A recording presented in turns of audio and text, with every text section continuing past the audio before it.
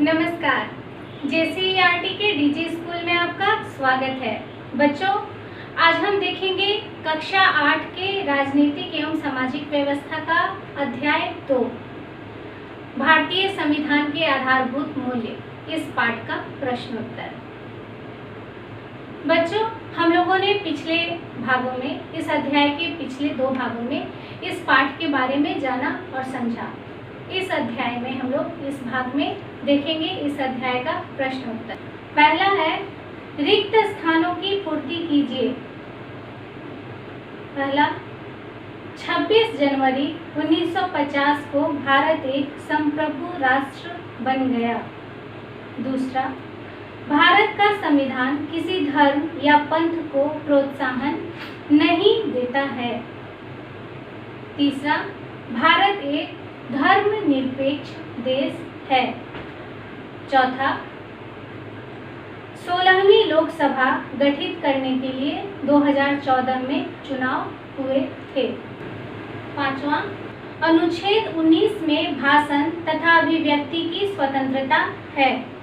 छठा, समानता के सिद्धांत के आधार पर छुआछूत को दंडनीय अपराध घोषित किया गया है। सातवां, अनुच्छेद 51 क के अंतर्गत सभी नागरिकों का यह कर्तव्य है कि भारत की संप्रभुता, एकता व अखंडता की रक्षा करे। प्रश्न 2 है, निम्नलिखित प्रश्नों के उत्तर दीजिए। इसका पहला प्रश्न है, पंथ निरपेक्षता से आप क्या समझते हैं? तो बच्चों, इस अध्याय को पढ़ाने के क्रम में मैंने आपसे बताया है कि पंथ निरपेक्षता भारतीय संविधान के द्वारा दिया गया ऐसा तत्व है, ऐसा आधारभूत मूल्य है, जिसका अर्थ होता है कि भारतीय संविधान के समक्ष सभी पंथ यानी सभी धर्म जो हैं वो एक समान है। भारतीय संविधान के समक्ष सभी धर्मों को समान मान्यता प्रदान की गई है। किसी भी धर्म विशेष को बड़ा या छोटा नहीं कहा गया है और सभी भारत के नागरिकों को यह अधिकार है कि वह किसी भी धर्म को, किसी भी पंथ को अपना सकता है और उसका प्रचार प्रसार कर सकता है, उसके साथ रह सकता है। इसे ही हम लोग पंथ निरपेक्षता कहते हैं। बच्चों, हमारा अगला प्रश्न है कि भारत में लोकतंत्र है कैसे? हम यह बात कैसे कह सकते हैं कि भारत में लोकतंत्र है? तो बच्चों, लोकतंत्र का अर्थ होता है जनता का शासन, और जैसा कि हम सभी जानते हैं कि भारत में जनता का शासन है। भारत की जनता, हम सभी नागरिक, भारत के जो नागरिक हैं वो मिलकर अपना शासक चुनते हैं, अप्रत्यक्ष रूप से अपने सार्वभौमिक व्यस्क मताधिकार के आधार पे अपना नेता चुनते हैं और उससे हमारे देश का शासन चलता है। इसलिए हम यह कह सकते हैं कि भारत में लोकतंत्र है, जनता का शासन है। बच्चों, हमारा अगला प्रश्न है, न्याय किसे कहते हैं? तो भारतीय संविधान में सामाजिक, आर्थिक और राजनीतिक न्याय की बात कही गई है। सामाजिक न्याय का अर्थ होता है कि समाज के सभी लोग, चाहे वह किसी भी जाति, धर्म, समुदाय के हों, वो संविधान के समक्ष समान है, एक समान है। चाहे स्त्री पुरुष, चाहे जो कोई भी हो, वह किसी भी जाति का हो, धर्म का हो, लिंग का हो, वो सभी संविधान के समक्ष समान है। किसी भी सरकारी नौकरी या किसी भी प्रतिष्ठा के पद को समान रूप से प्राप्त कर सकते हैं, इसका उन्हें अधिकार प्राप्त है। स्त्रियों और पुरुषों को समाज में समान कार्य के लिए समान वेतन मिले, यानी ये नहीं कि वह स्त्री है या वह पुरुष है तो उसका वेतन अधिक होगा, ऐसा प्रावधान नहीं है। सभी को समान कार्य और समान वेतन का प्रावधान दिया गया है। यानी हमारे संविधान के द्वारा किसी भी लिंग के आधार पर हम लोग भेदभाव नहीं कर सकते हैं। स्त्रियों तथा बच्चों से ऐसे श्रम करवाने पर निषेध लगाया गया है जिससे उनका विकास अवरुद्ध होता हो। बच्चों को श्रम करने की मनाही है। 14 वर्ष से कम उम्र के बच्चों को श्रम करवाना कानूनन अपराध है। तो इस प्रकार बच्चों हम लोग देखते हैं कि कानून के समक्ष जो न्याय की परिभाषा है वो सबको एक समान लाकर खड़ा करती है, चाहे वह समाज के किसी जाति, वर्ग, लिंग का व्यक्ति हो। बच्चों, हमारा अगला प्रश्न है कि व्यक्ति की गरिमा की रक्षा के लिए हमारे संविधान में क्या प्रावधान किए गए हैं। तो बच्चों, हमारे संविधान में अनुच्छेद 17 और 32 में यह बताया गया है, व्यक्ति की गरिमा को सर्वोपरि रखा गया है। इसके अंतर्गत स्वतंत्रता, समानता तथा बंधुत्व के अधिकार व्यक्ति को प्रदान किए गए हैं।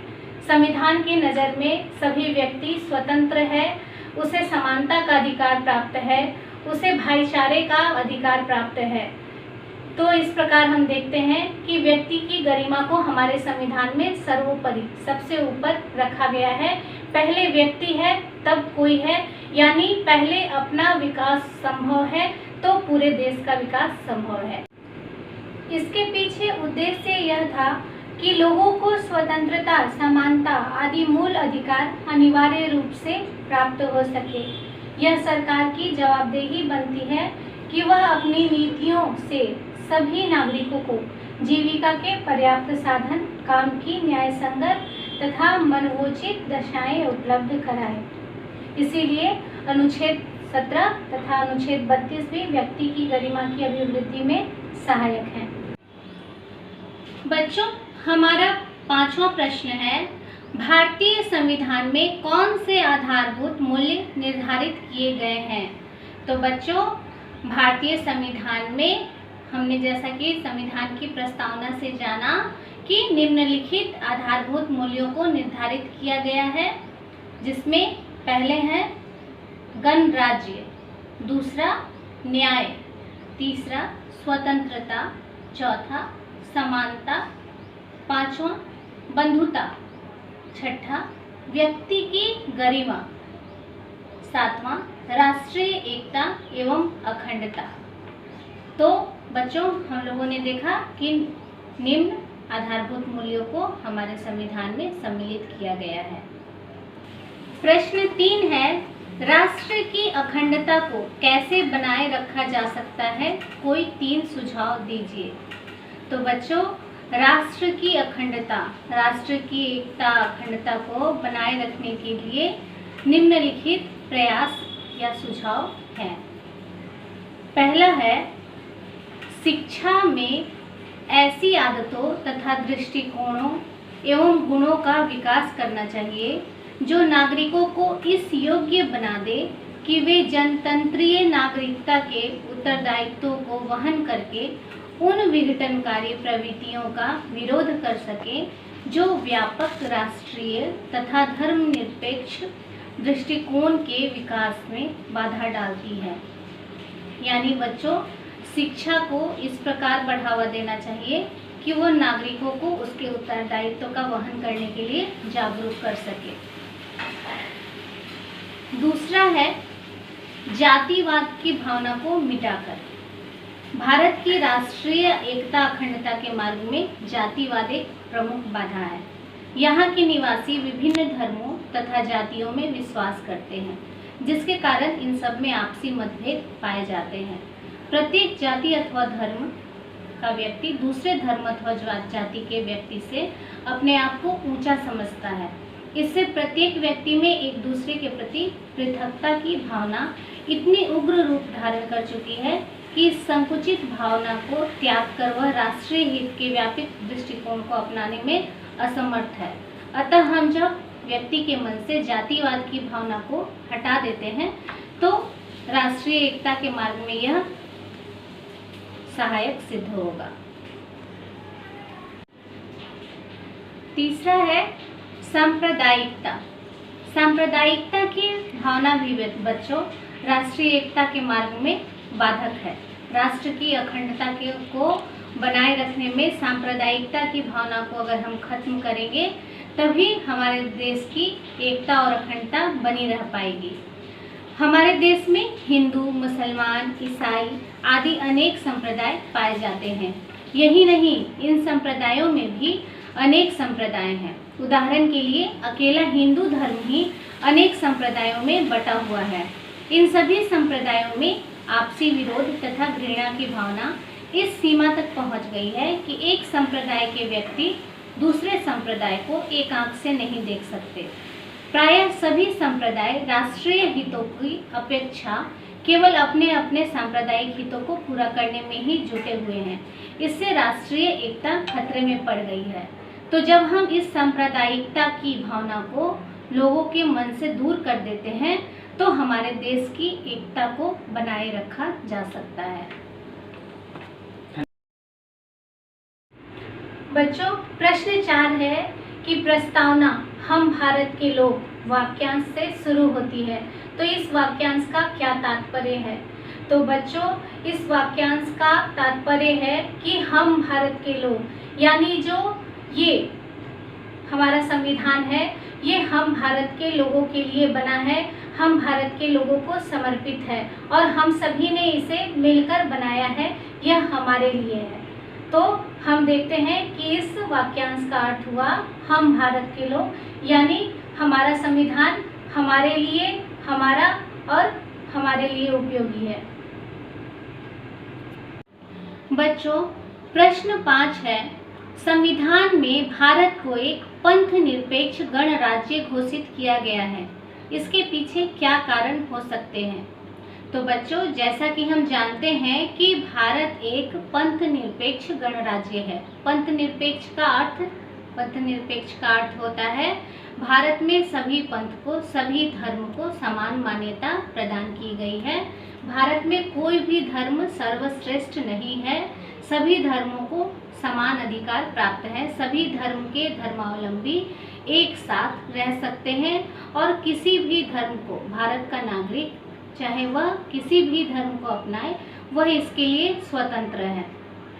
लेकिन यहाँ पर प्रश्न यह आता है कि भारत को एक पंथ निरपेक्ष गणराज्य क्यों घोषित किया गया, इसके पीछे क्या कारण हो सकते हैं? तो बच्चों, हमारे संविधान ने इस सोच पर प्रतिबंध लगाने के लिए राज्य को किसी संप्रदाय के प्रति लगाव रखने से निषिद्ध किया, क्योंकि हमारे संविधान निर्माता देश में कोई सांप्रदायिक शासन स्थापित करना नहीं चाहते थे, जिससे मजहबी शासन कहा जाता है, इस चीज को बढ़ावा नहीं देना चाहते थे, जैसा कि विश्व में इस्लामी और ईसाई देशों में स्थापित है। भारतीय संविधान निर्माता यह चाहते थे कि यहाँ सभी धर्म के धर्मावलंबियों को, सभी धर्मों को एक समान मान्यता मिले और सभी धर्म के लोग एक साथ रह सके। बच्चों, अब हमारा अगला प्रश्न है प्रश्न 6, भारत एक संप्रभु राष्ट्र है, कैसे?